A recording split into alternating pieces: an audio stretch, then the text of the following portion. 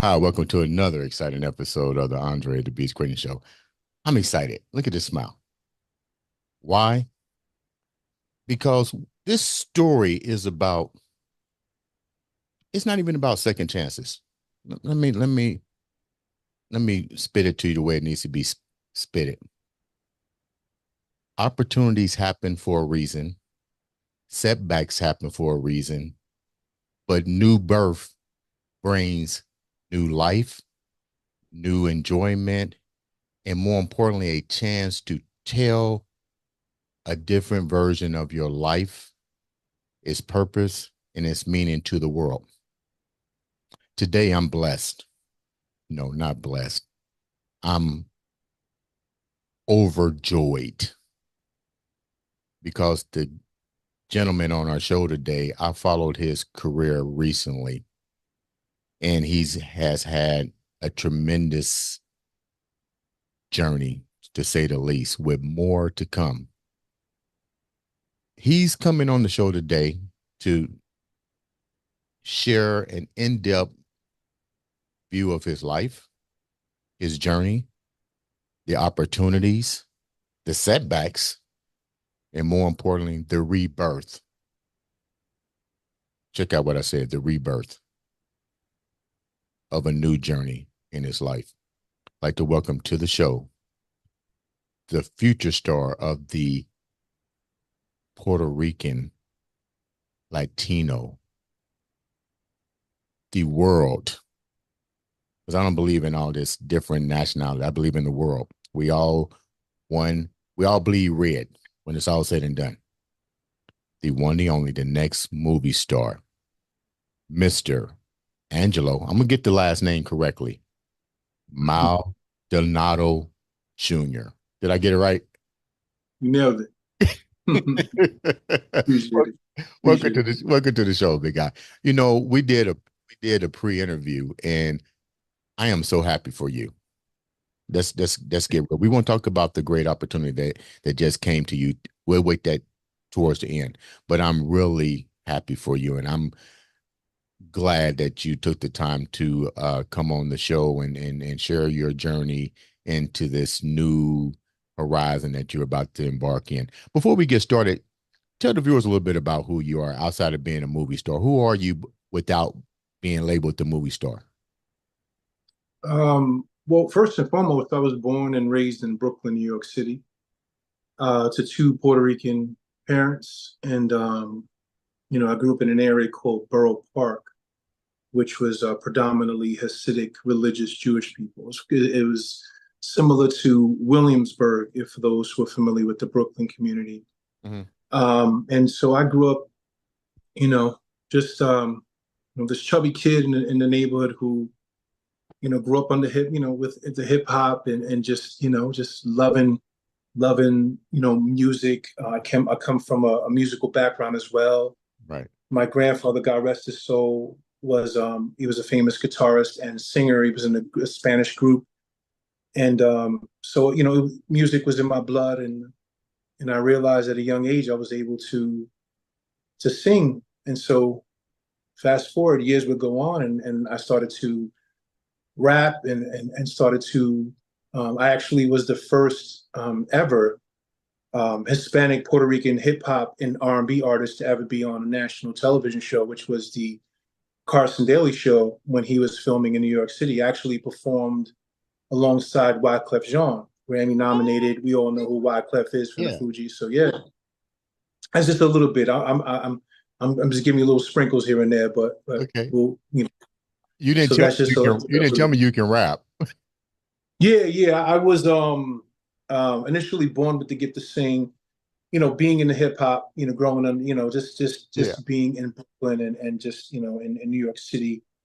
And being in, now that I'm in my late 40s, it was just, and hip hop is like maybe 51 years old, I think it is now. I was lost in that. And And honestly, I wouldn't trade it for the world, and if I was, reborn again, you know what I mean? And it's similar to some of the things you were saying. I definitely want to embrace that culture the way I have, and I still continue to this day. So, What's it yeah. like growing up? You don't hear much about the Puerto Rican community. Anytime you hear anything about New York, the Bronx, and all that. One of my best friends, Lachey, he worships New York. Like, oh my God, anything is New York, New York, New York. Um, but you don't hear that much about the Puerto Rican community. What was it like for you growing up? Did you guys intermingle with like say the black communities and so forth, or were you guys just pretty much a self-contained community? No, I think something that's not really promoted or put in the atmosphere as much is the fact that we were one, and I believe that we still are, Mhm. even in 2024, the Black community and Hispanic community. Like, there was a kinship, there was a brotherhood, you know what I mean? There wasn't this rivalry where, the Spanish people against we actually, if you really think about it, um, we would go to all the same places to get all, to cop all smoke, you know what I mean? And Yeah, we all, would see each other, and the respect that we had for each other was similar to the respect that people would have in their own culture. So like right, if you were in a community and it was predominantly, let's just say 99% black or right, 99% Hispanic, there was the respect factor that we had for those individuals in our community who held it down, right, who had how could I say, who were well respected, and maybe they put, they earned their stripes, for lack of better words. right. And so we revered and honored the, other cultures the same way. So I think that, there was this kinship and this connection that the Black and Hispanic community have. Just with us, I think we just played a more of a laid back role, whereas we really, ironically, you just think about it, we didn't get the type of recognition that maybe we're starting to slowly get now, because Right. we didn't demand it. You know what I mean? We were just like, we were content knowing, where Right. other people were like, listen, hey, this is what I'm doing. You gonna know who I am. You gonna Right. recognize who I am. And I think that that's what we started to learn from the Black community, where they were like, listen, you gonna recognize. And I think with us, that wasn't so pronounced in the way we dealt with things like that. It's funny that you said that. I mean, that can be good, bad, or indifferent to Sure. how you're looking at it. But because I don't know much about the Puerto Rican community, like I said, the only Puerto Rican actor or actress that I knew was what was her name? Rosie, not Rosie. Rosie Perez. You No, mentioned Rosie Perez, yeah. yeah, that just shows you. And we talked about this. I am glad that 50 Cent, we'll get to that later, is giving you guys the opportunity to showcase talent. Now, let me finish on this note. We all hear about the different role models that are in different culture communities. We know about the George Washingtons, the Abraham Lincolns. We know about the Marcus Garveys, the Malcolm X's, the Huey Newtons. Who were some of the role models that really impacted your life in your community? Because we don't hear about these things in our history books. Well, I think when if I were to, I guess, correlate it with an actor, Mhm. I think one of the biggest role models for me within my own culture would be John Leguizamo. And one thing about John Leguizamo was the fact that he came into a business, and they weren't really casting people that looked like him. Right, And he came from New York City, and he went through the struggle, and he did everything he could do to make sure that, listen, I'm not going to stop, I'm not going to quit. mhm, And I mean, he's been in this business for well over 30, 35 years or something to that effect. mhm. So I think he was one of those that inspired me tremendously when it pertains to someone within my own culture. But if I could, veer off and just speak about, like, generalize it, Yeah. one of the biggest sources of encouragement and inspiration I believe that I've always had was in the acting world too. I'll continue with that, and then maybe I'll segue really quickly into music. Was Denzel Washington. Now you hear him being spoken about a lot. He's Yeah. considered one of the GOATs, and Right. but I think for me, I didn't really necessarily look at someone's talent and have that as something that I looked up to. Like Denzel could be the greatest actor, and he's considered one of the greatest. But what I look at is a character. I look at the person outside, because you know what? They're not acting every day. Right. Right. Who are the outside of that? Mm-hmm. And so with Denzel and John, these were two individuals that, from what I know of, and from the things that you see and you hear, were two individuals who just loved people and wanted to help people. And you could see that they were the same outside of that. So to me, I envied, just, the things that they would do, and wish that I could have had the opportunities, and I pray that I will. But more so, and I'll end it with this part, was the character, just the integrity. They're very integral, you know what I mean, and what they do. Everyone has their opinions, and everyone, especially with John Leguizamo, he's very boisterous from a political standpoint, but we leave that alone. I'm talking about him as a character, an individual. Yeah, those were two people that I can think of for the sake of time that just really popped up into my mind. And again, it's really just because of their character. You How know, how hard is it? And let me also say thank you so much for taking the time to come and share your story, but and to educate because you're definitely educating me right now. I'm walking in your shoes because I think what happens as humans or individuals, we don't take the time to really walk in somebody else's shoes. right. What is it like? How difficult was it for you to get that first opportunity in acting? Because you don't see many of your kind getting these opportunities, but you're good at what you do. Well, I'll rewind a little bit further. I'll go back even further as Okay. being, a signed hip hop and R&B artist from Brooklyn. Getting into music, this is way, before I got into acting, and I have a um, really impactful story that I believe is important to share on why I became an actor. Okay, go ahead. Thing I want to share. But in regards to music, it was extremely tough for me because, one, my name is Angelo, right? Angelo is typically connected with an Italian name, right? So if you hear Angelo, oh, Angelo, you would typically, I would always get the, hey, this guy Paisan, and then you're Italian. I would always get that type of.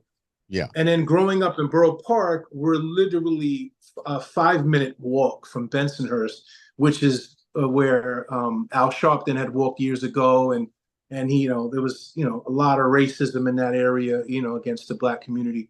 But again, I was always, this guy with Italian name, looked Italian, definitely didn't really look as Spanish as obviously some other people that, you'd see walking around Hispanic. And so for me, it was tough to break into the music industry because I was, one, I was heavy set. Two, I sang and I rapped.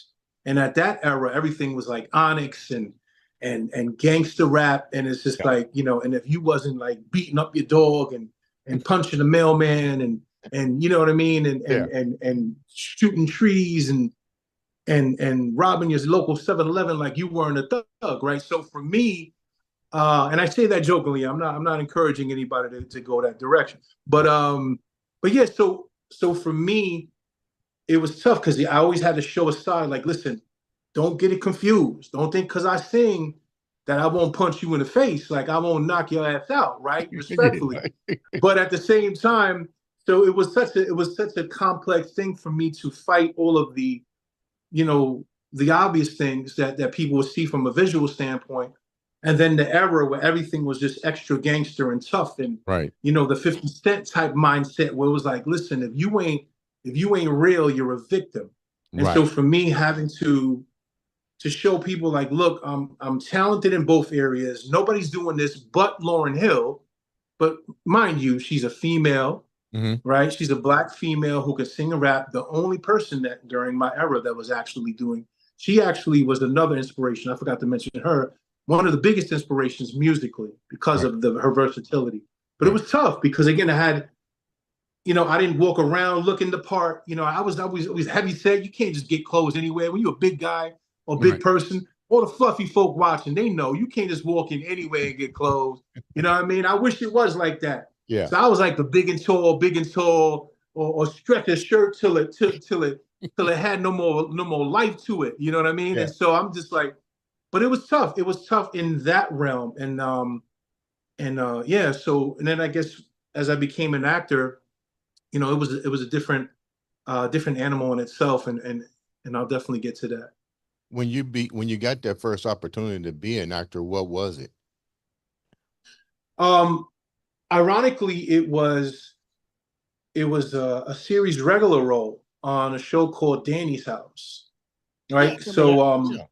yeah, when Danny's House, rapper Danny Brown from Detroit. Danny Brown actually is managed by um, Rosenberg, who is, I believe it's Paul Rosenberg, who is the manager of Eminem. He manages Eminem. He also is a label owner. He owns a label called Goliath Records. Hmm. And ironically, he signed a good friend of mine named Nems, Gorilla Nems. He goes by. He's the one that's known as saying "Bing Bong" and Yeah. that craze and stuff like that. He's doing great things and stuff like that from Coney Island. But yeah, so yeah, I'm not too sure if I answered the question. I think I may have veered off. Did I answer you? I'm not sure. That's right. What I was asking you was when you got that first opportunity. Let me redo it. When you got that first opportunity, how was it, and how did you prepare for it? Oh yeah, so with the Danny Brown show, it was literally 3 weeks before. Um, I just started acting 3 weeks prior. Like I made the decision, I'm gonna act, and then all of a sudden, my wife tells me, "Hey, babe, there's this role. Do you want to submit?" And I'm like, "Listen, whatever, just whatever you see, submit me for it." I didn't know much about acting. I was kind of YouTubing it, just trying to get an idea. Mind you, I'm in my early 40s, started in late Hold 2018. I down didn't a know minute. nothing. You mean you can YouTube on how to be an actor?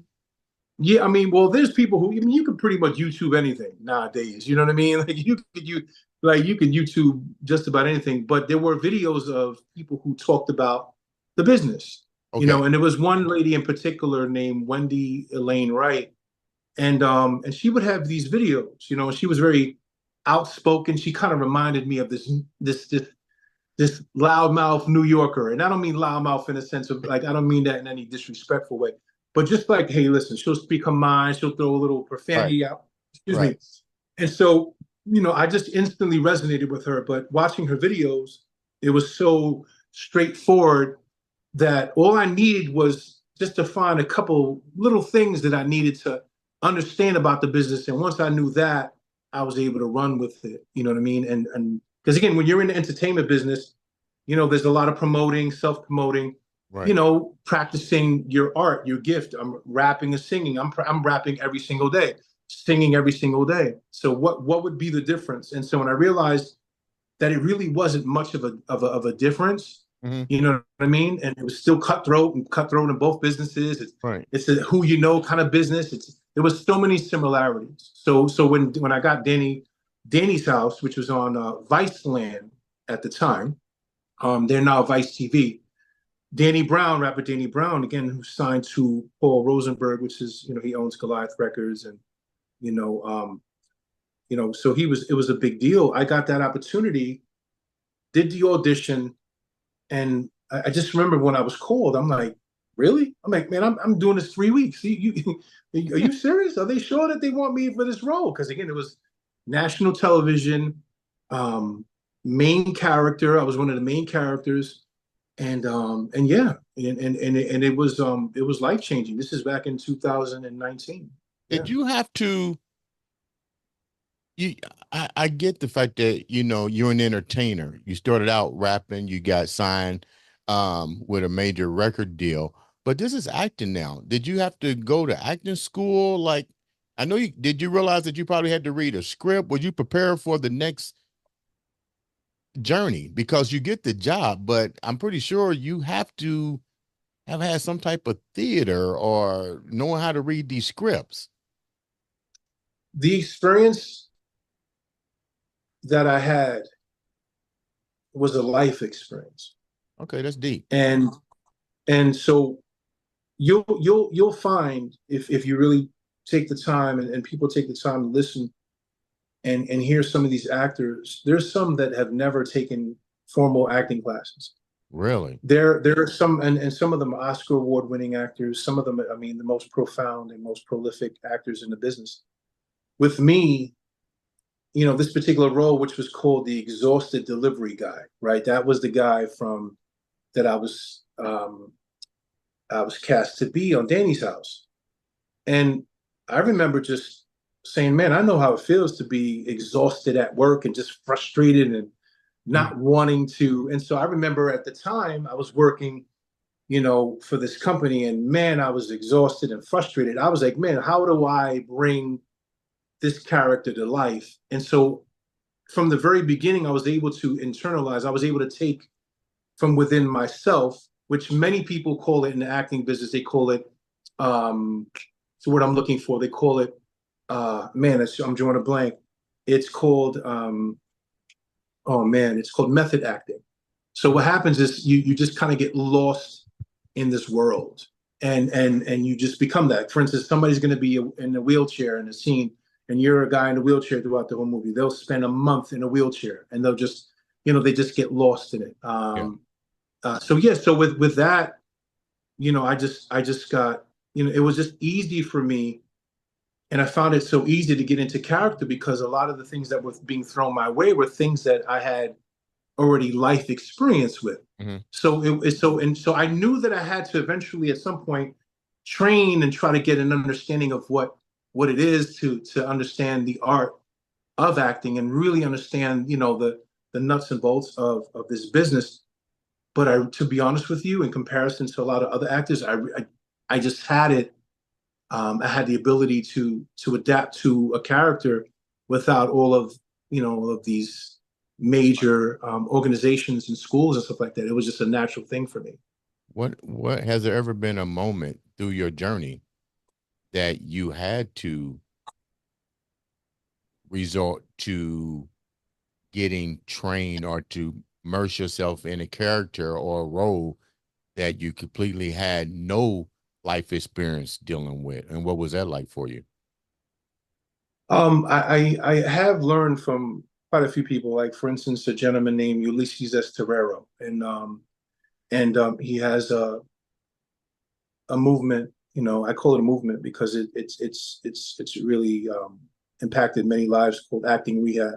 Mm-hmm. And he's been someone who's actually helped me to see life, because sometimes the best way to learn how to act is to not learn how to act. And and I'll say that again, the best way sometimes for some people to learn how to act is to learn how to not act. And I think that what happens is sometimes we go into things thinking with this pre-existing notion that we have to do something a certain way. And so when you have somebody that helps ground you and helps say, hey, hold on a second, just be you, and just allow yourself to really embrace what this character is about. Don't think too much of it, and just go. So it was almost a therapy session, if you would. Yeah. Yeah. You know what I mean? So that kind of helps you.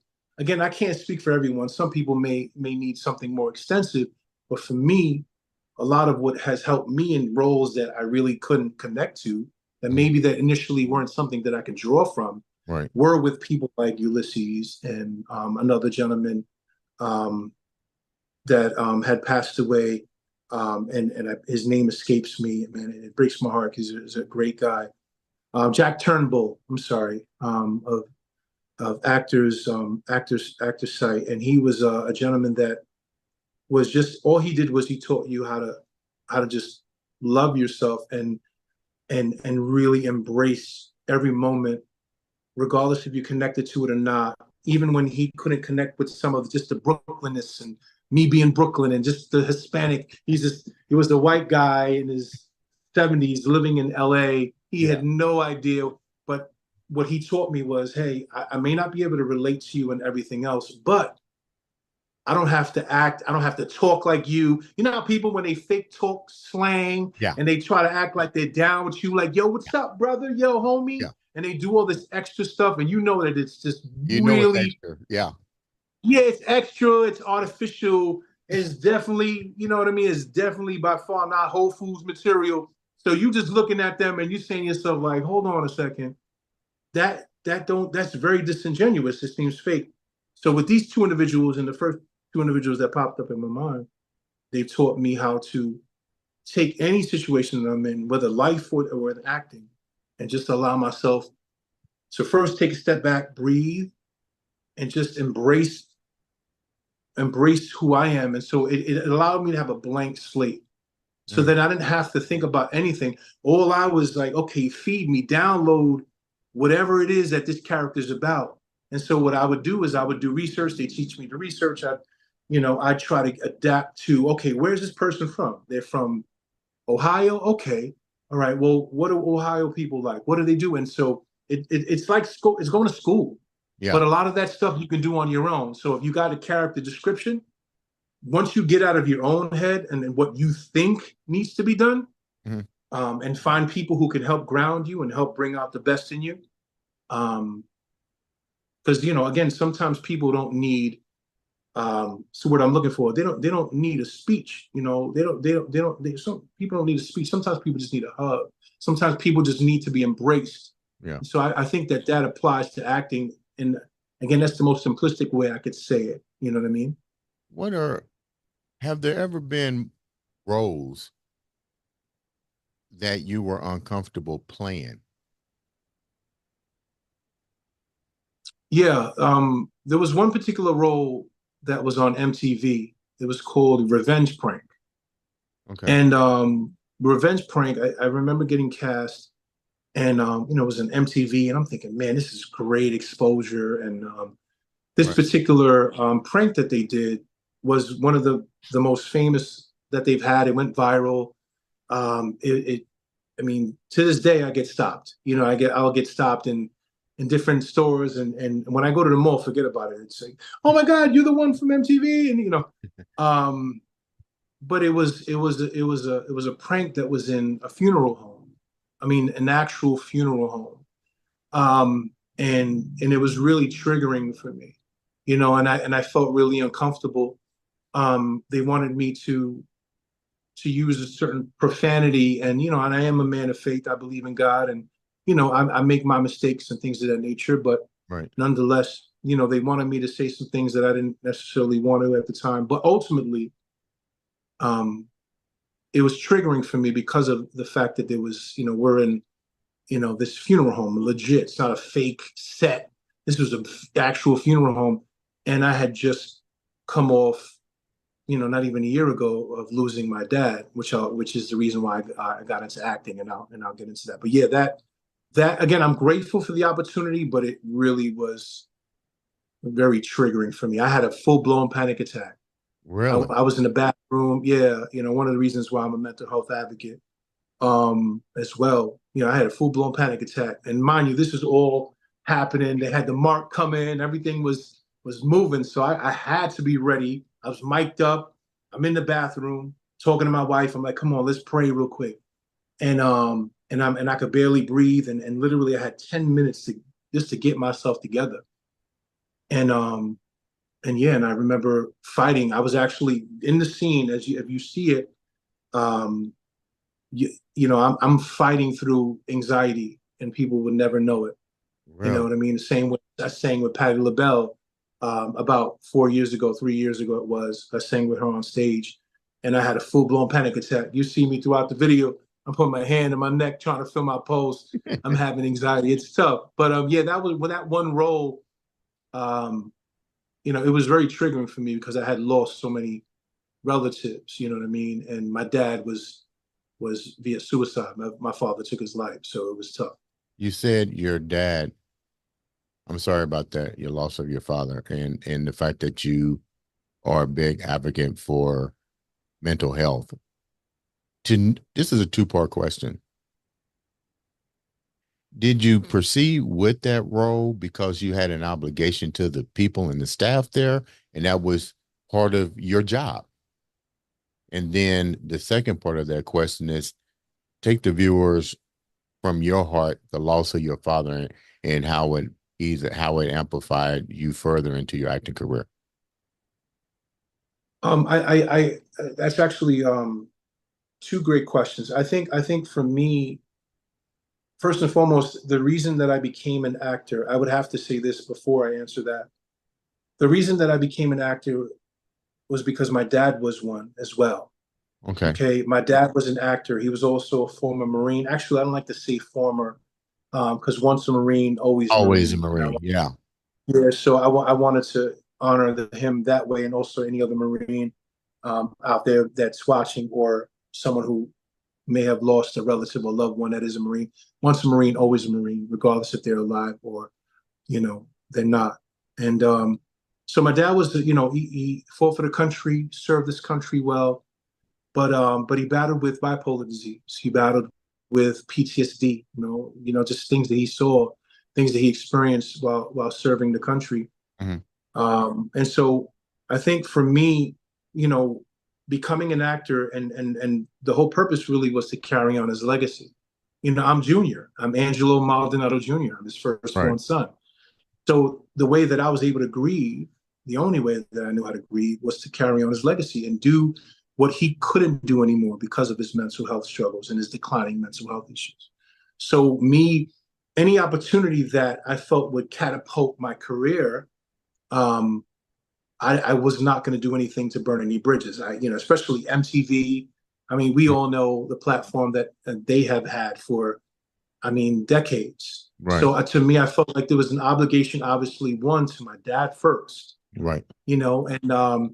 and not doing anything that would jeopardize the promise that I made to him, and again, that to carry on his legacy. So that applied to everything. Where I'm like, hey, I can't mess up and burn these bridges with the production company, with MTV, and with everyone else. And then at the same time, knowing that every opportunity was going to catapult me into a higher Mhm. position, which eventually would allow me to be able to speak life into people, and be able to also be the advocate. So it was multifaceted. There was a variety of things that were going through my mind, and also assisted me and motivated me to do what I did and what I'm doing.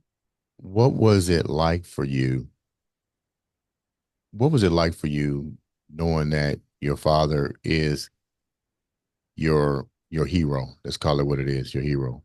You carry on that last name, but at the same time, you clearly have to watch a great man who fought for this country, who fought to raise his family, to make a difference in everybody's life. You had to be there to watch him also become a victim of something he had no capabilities of winning. What was that like? What was that like for you to see that? And on top of that, what do you remember most about him, and what did he share with you before the decline? One thing about my father was when I didn't know that he had mental health issues until I was in my early 30s. Mm-hmm. So mind you, me and my mother, she got divorced from him at a young age, and he was abusive. He had a lot of stuff going on, but we always chalked his personality up to just, that's just who he was. That's Right. who he was. Um, One thing about my dad, with his mental health issues and things of that nature, and the things that he was doing, he was always successful at anything that he did. So if he pursued cooking, he became a chef, and he, opened up a business, and everyone's coming. And then he's like, you know what? I'm just gonna start cutting hair. And then he opened up a huge salon, and he became great at you know what? I'm just gonna start drawing. And then he started to sell paintings. My dad was, some people say, jack of all trades, master of none. My dad was a jack of all trades, and he mastered all. Right. So everything he did, he just was exceptional. And so what he taught me was like, listen, if you're gonna do anything, Right.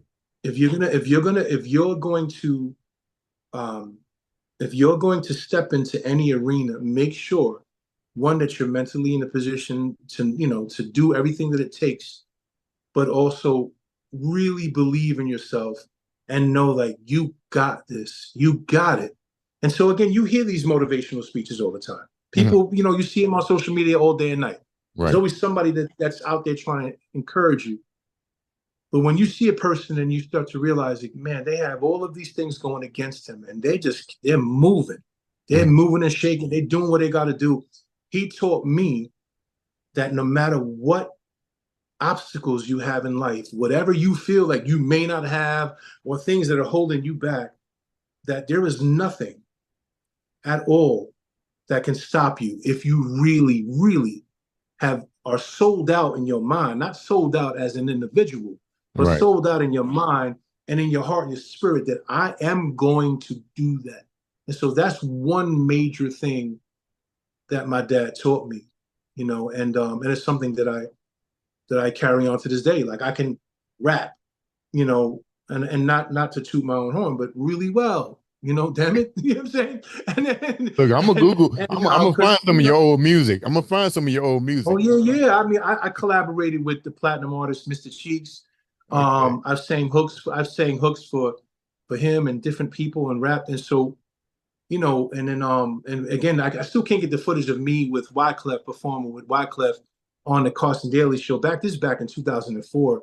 I wish I could get the footage. For some reason, I'm struggling to get the footage of that. Okay. But yeah, like, again, it was just, he taught me what it was to continue to do things in spite of, and then also in spite of the support, because there were things that he was doing, and the people in our family were just, growing up in a minority household, and I'm sure that, many minorities can relate to, and I'll say this really briefly.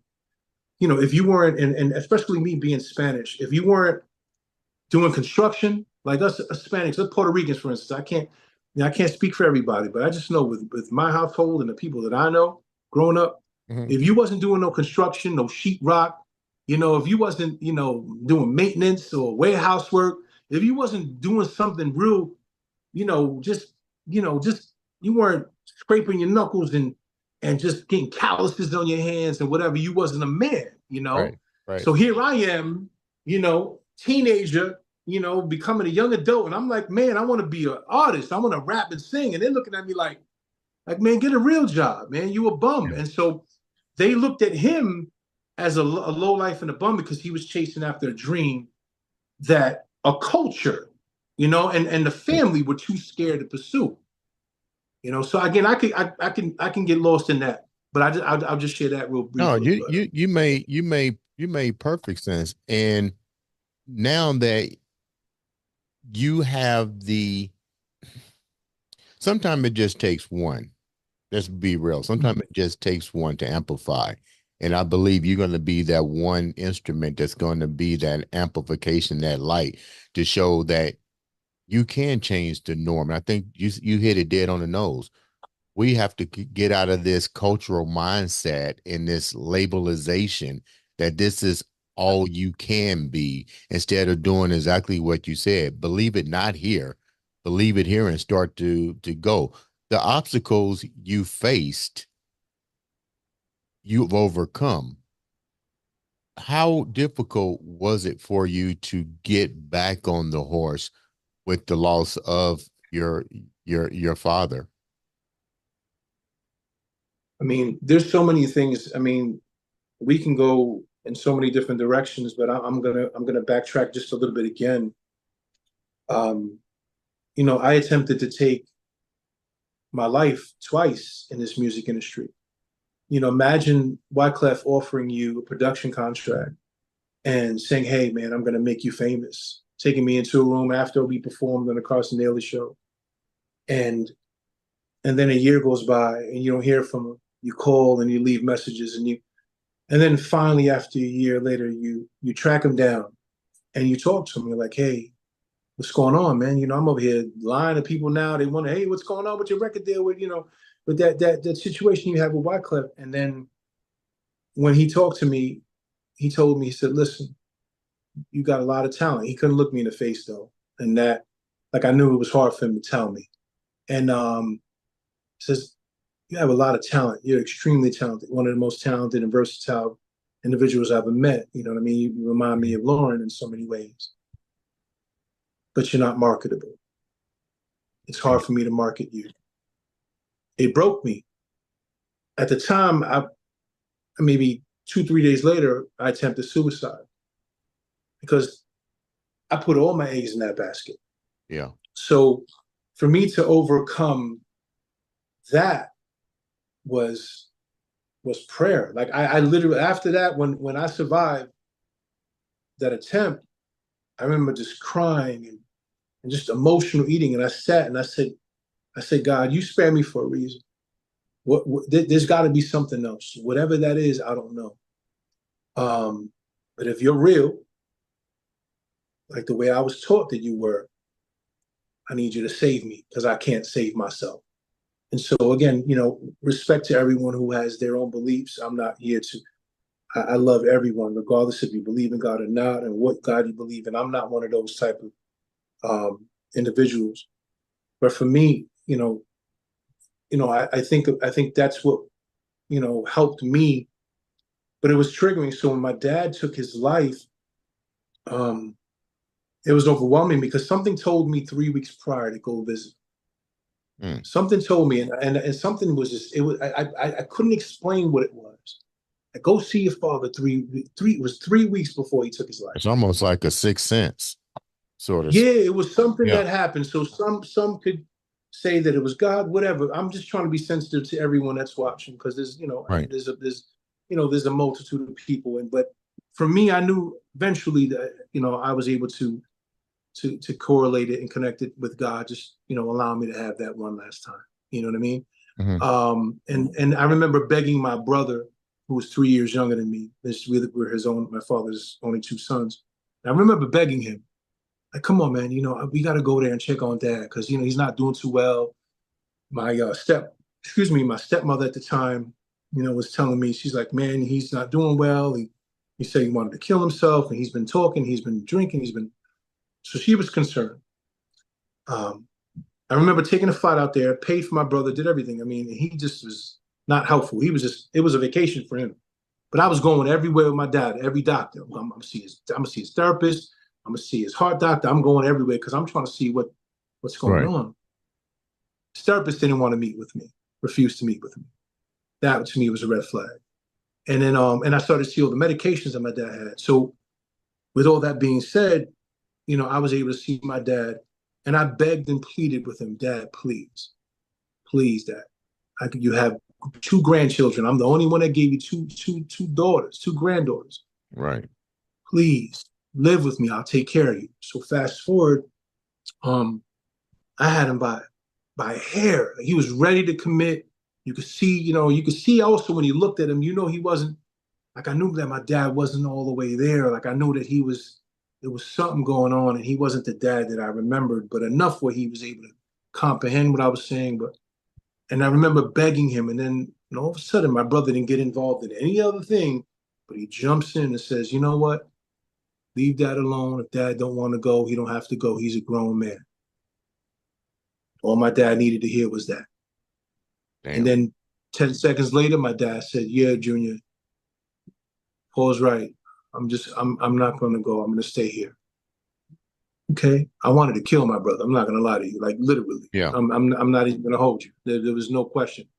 And then what happens? 3 weeks later, I get the call, and my father took his life. And yeah, and the irony was that my brother was able to convince my dad to make him the executor, and he wound up getting close to $500,000 of my dad's money because he was convincing my dad that I had some sort of motives. And so he was just, it was a lot going on. So for me to get over that, knowing that I was struggling, wife's handicapped, and I'm trying to deal with just raising kids and trying to get by, and to see my brother that didn't care if my dad was dead or alive, it was overwhelming for me. And I think that's why, I ran to God and prayer, but also the way I was able to heal, and or at least somewhat heal, was to carry on the legacy, which I mentioned, and become an actor. So there's a lot of trauma that went into it, but in order for me to heal, was I got to get that SAG card. I got to get in the SAG after. I got to get in the union, and so everything was goals. Like, I'm going to get in, become an actor, got a role. It was encouraging. SAG after came shortly after that, and then slowly but surely got a manager, got an agent, and I just was lost in that. And that was kind of like a lot of us. Sometimes we get lost in things because we don't want to process certain traumas and certain things that have hurt us. So we'll get lost at work. Some people do 70 hours a week, and they'll just do things and party and drink, and we all have vices.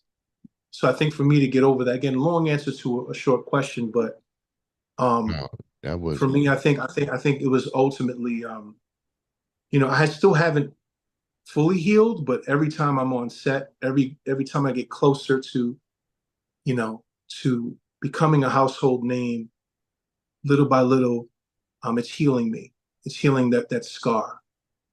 I'm gonna tell you what I hear from this, Angelo, is that was God, the universe, whatever you want to say, guiding you to do those things, to go get these things, to put these chess pieces on the board, and to remove certain chess pieces in order to evolve to where you at. That's a I can only imagine. My heart goes out to you, but more so it goes out to you because I see and I can feel the relentless passion that you have for life and to want to give something back. You have two daughters. You have two daughters. You have a wife. How do they feel about their dad and what they see in their dad, overcome and becoming that superhero? They brag on me every day. They brag on me every day. And the irony is, my firstborn, who's going to be 17, ironically, next month. I don't even want to think about it. But when my father passed away in April of 2017, I think my daughter was about 9.5, something like that, 10, maybe, going to be about 10. And she said, I remember telling her, it was hard. It took me about a month to tell her. And then she said, "It's okay, Dad. Everything's going to be okay." She comforted me. She sold into me at 9. Mm. And she said, "You know what, Dad? You're a good son. You were a good son to him. And you're a good dad to me. So I know where you got it from. And we're going to be there for each other." 9 years old, in a car. Wow. I'm in tears, and she goes, "You know what, Dad?" And then a couple of days later, I mentioned, like, "Hey, I think I'm gonna become an actor." She goes, "Dad, when you start, I'm gonna start." And then, lo and behold, my daughter became an actress as well. Really? And yeah, in fact, we wrapped on a film called The Messenger about 2 weeks ago. As a first film together, but so yeah, with them, it's just they brag on me so much. They're so proud to say that their dad, is in these films, and they'll tell people like, "Yo, check this out. He's here, he's there," and they can go anywhere and put something on and see me at any given time. To me, it makes me feel it makes me feel great to know that they're proud of me. I think any dad, when they get that acknowledgement from their children, is a blessing. So yeah, it's. I mean, they're my biggest supporters. I'm your next biggest supporter. I'm your next biggest supporter, man. This is such a beautiful story. Matter of fact, my daughter, impromptu, she came to bring up my dinner. She hears, "Come down, say hi." They may not be able to see you. Come down. Hi. You blurry. Yeah. I got the blurry background. She came down. She came up real quick. She didn't know I was on the podcast. So she brought my food over there. So again, they just you know, they remind me, you know, every single day that even if I feel like no one is supporting me, even if I feel like, you know, like what I do sometimes, you know, people just don't appreciate it, or maybe I feel like I'm not making any headway in my Right. career. They remind me every day, like, you know what, Dad, like we're your biggest stars. And it means something to me. It holds weight. And so, yeah, man, just to answer that question, it means a lot because, and then my daughter, 98% of the work that I get, she's my reader, right? So Oh, she's my okay. reader. Yeah. So, Yeah. yeah, so one that just came in, you couldn't really see Yeah. her because I had the blurry background, but nonetheless, she's the one that she's on the other side reading the scripts and helping me out. So we got this thing going. So it's a beautiful, beautiful thing, man. Beautiful thing. So before we wrap up, we're going to go to something that's even more beautiful. You're going to be a feature. We ain't got to tell the role or anything like that, but you're going to be featured with one of the, let me put it out the way I told you, the greatest director, movie producer of our generation, the one, the only 50 Cent. I love every single Power series that he's come out with. I'm probably one of his Definitely. biggest supporters.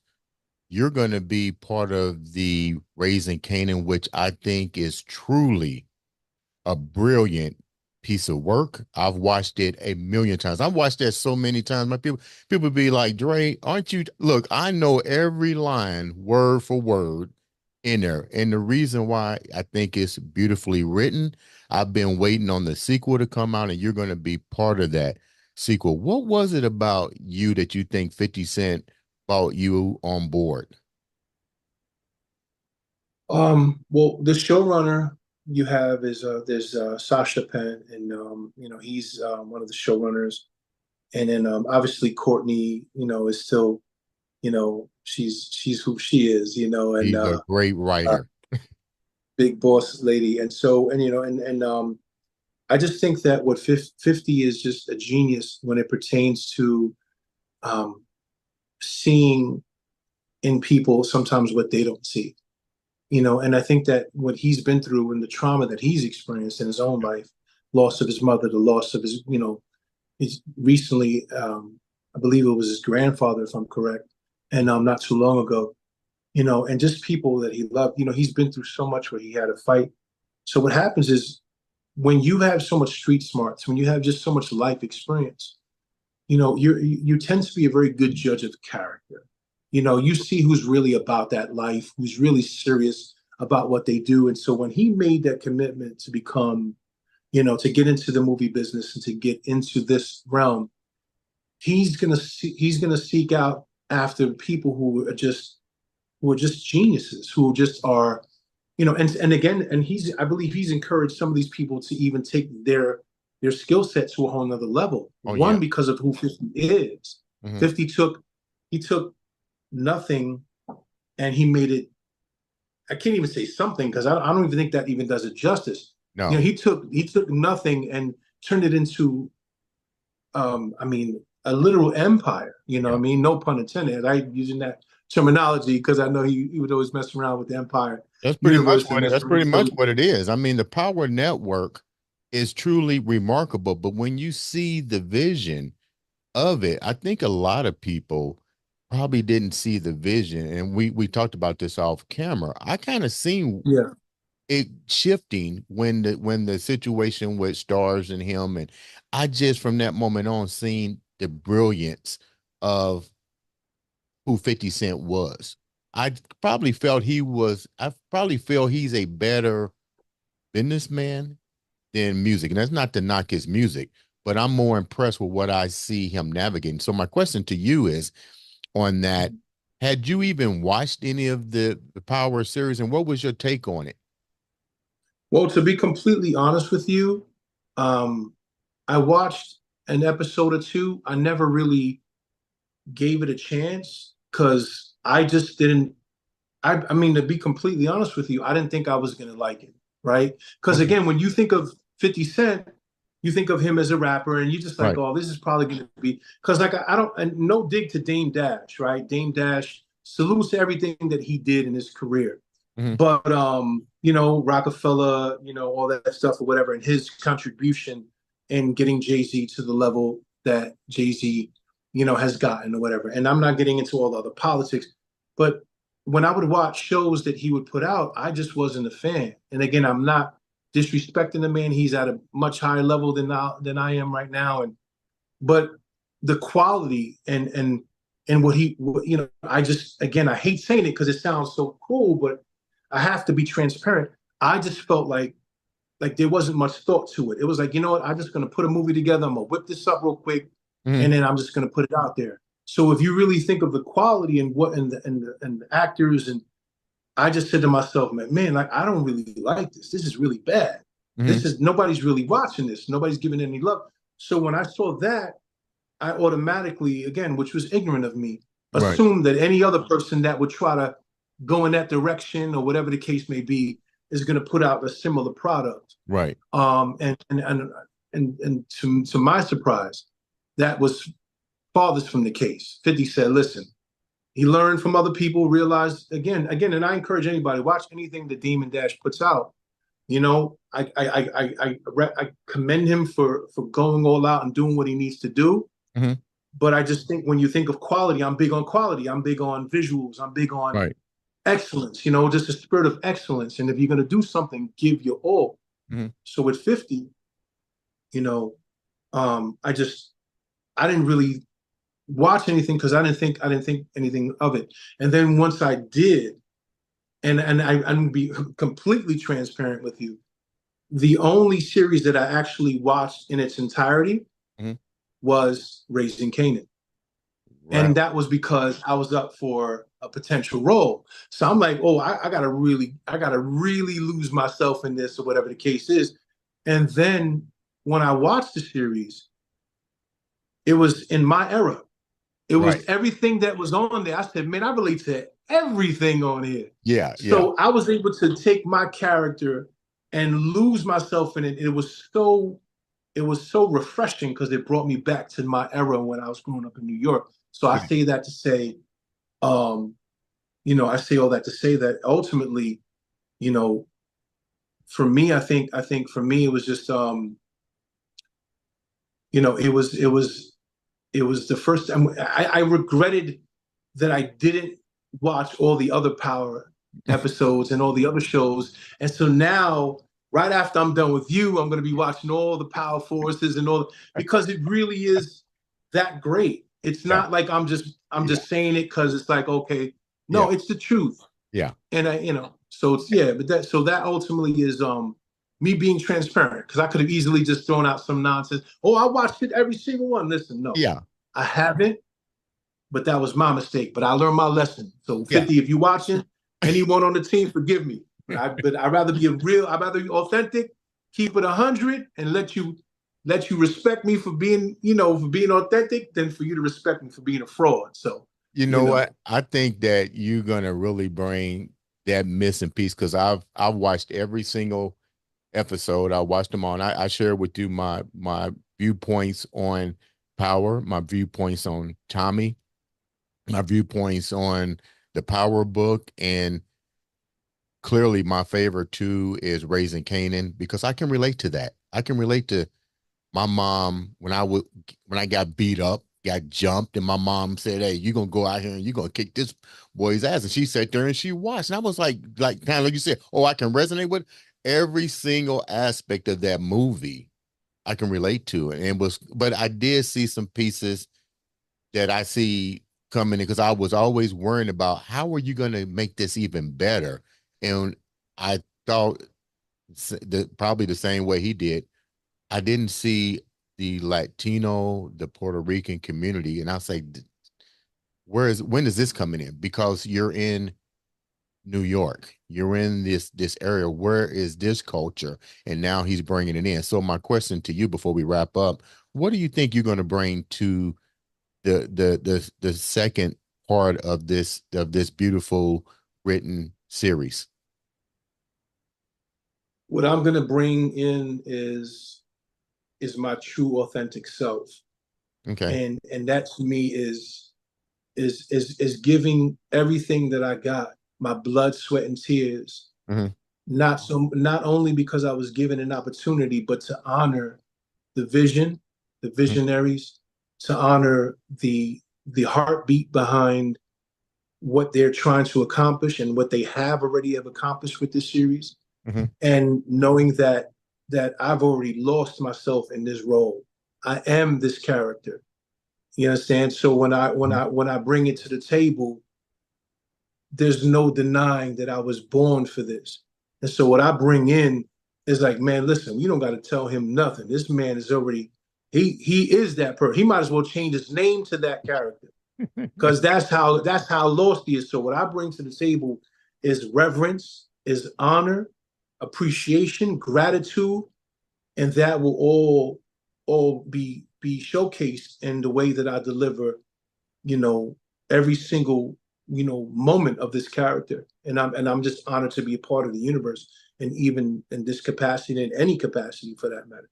Angelo, what have you people like myself don't get a chance to meet an icon like 50 Cent in the supporting cast that surrounds him. What's it two-part question. What's it like? How closely is he to the cast with the project? And more importantly, does he allow you, because this is something you can relate to. You grew up in this era. Is he open? Is he the type of producer and individual that will sit down with you and say, I know you grew up in this. What can is he going to listen to you to maybe add suggestions to what the writers may have already had? And does he allow you to bring your insight?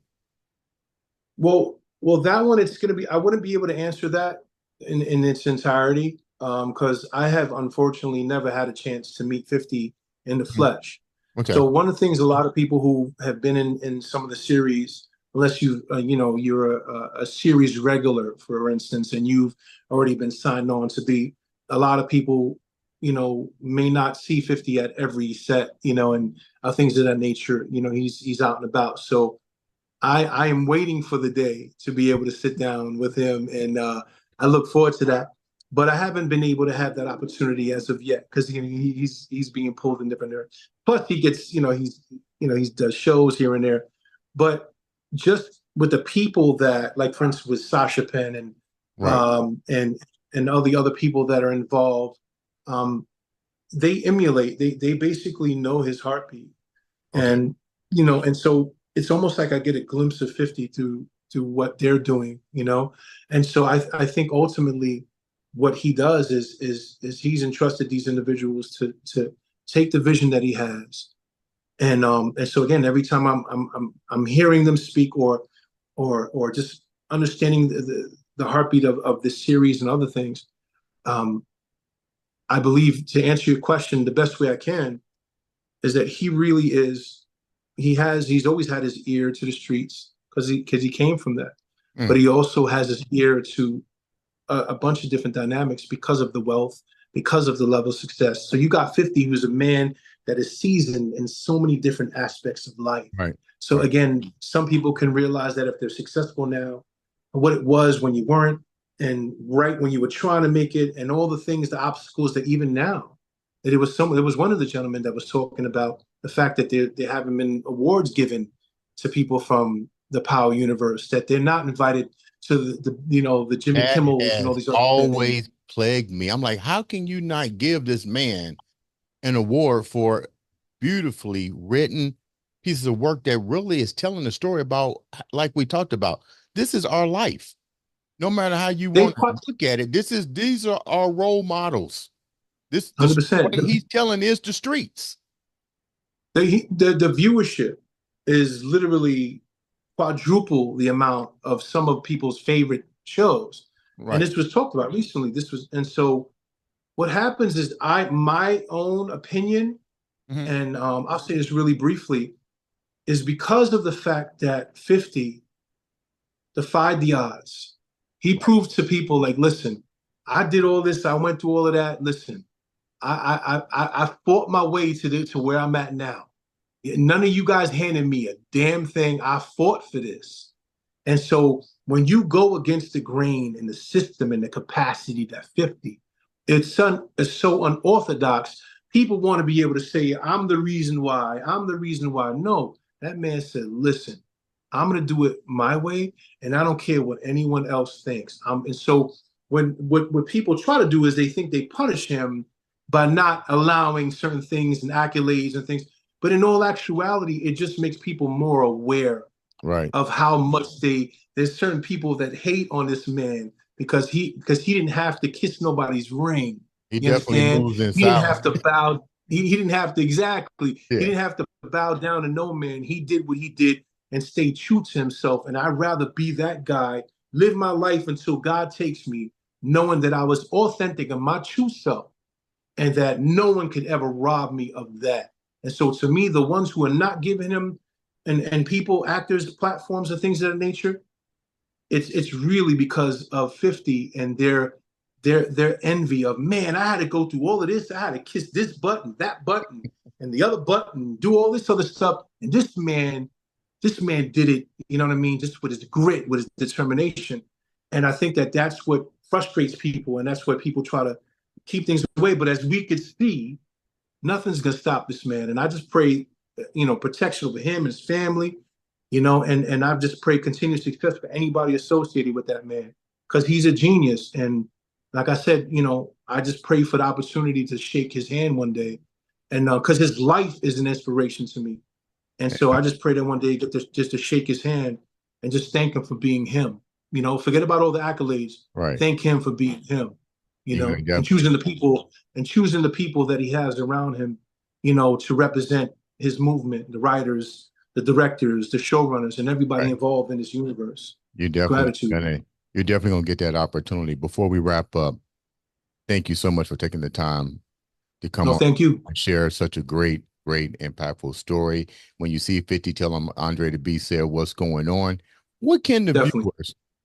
viewers, what do you want the viewers to take away from such a beautiful story? Leave them with that beast mindset. Well, first and foremost, regardless of where you are in life, regardless of what step on the ladder you may feel that you are on, you're worth it. There's everything about you is special. Everything about you is unique. Everything about you is meant for something. And no matter how many times you've gotten beat up in life, whether it be mentally, emotionally, spiritually, physically, as I shared earlier, no matter how many scars you have, remind yourself that the scars are a reminder that you've been healed. Okay? And I'm going to say that again. The scars are reminders that you've been healed. Because you see a scar and you be like, oh, I remember this happened to me. But you know what? Look at your hand. Mm. It's healed up. You may still see it, but it's healed. So whatever scars you may have, whether it be mentally, emotionally, all the things that you go through in life, remember that you can't change the past, but your today, there's so much you could do today. And whatever it is that you're chasing after, you're good enough. You can make it.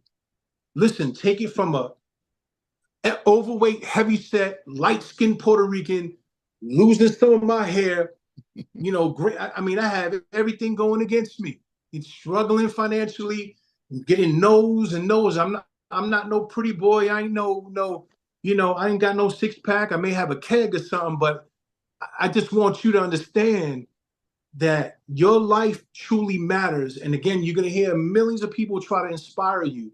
Your life matters. And why it matters? Because we all have different fingerprints. We all were made for something. So somebody may be great and they may be doing great things, but you may be doing, you're born to do something great in another capacity. There's somebody that looks up to you, regardless of how poor you may feel that you may be, no matter where you are in life. So if I can encourage anybody, remember, your life matters. You matter. Your passions and your dreams, it's never too late to chase them. Look at me starting in my 40s. I'm in my 40s. And I started acting. And I'm married with children. And you didn't tell me. I was just at an event 3 days ago where there was blind artists that they did paintings. These women were blind. And I'm looking at pictures of women that said, listen, I'm not going to let nothing stop me. So listen, I say this to say that if no one ever told you that they love you, I love you. If no one ever told you that they believe in you, I believe in you. Let me be one person. Let me be that one person that extends himself. And they put my social media up, and they're more than welcome. DM me. You feel like giving up? DM me. If you feel like no one understands, DM me. I may not be able to answer everything that you're going through, but I love you. And I want you to learn how to love yourself while I learn how to love myself every single day. I haven't arrived, but I'm closer. I'm getting closer. And I believe the same for you. Love you. For real, for real. Ladies and gentlemen, make sure that you tune in for the second half of the Power Universe and watch Raising Canaan, the second season. Is it the second season? The second half. It's called the second half. Angelo, how can the people reach out to you and follow you and support you on your journey? I'm usually on Instagram. So my Instagram is actually my name. The only thing that's separated is the underscore. So it's Angelo and then underscore Maldonado Jr. So it's my actual government name.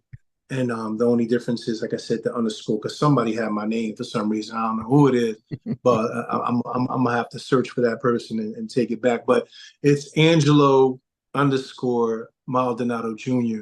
And that's usually where I'm at. You know, I kind of hang out there. I like my little Instagram. You know what I'm saying? And Okay. I do have Facebook as well. You know, and you get me on Facebook as well. But that's pretty much where I'm at. Thank you so much for taking the time to come on. Ladies and gentlemen, Thank you, this Kevin. has been another exciting episode of the Andre the Beast Crayton show.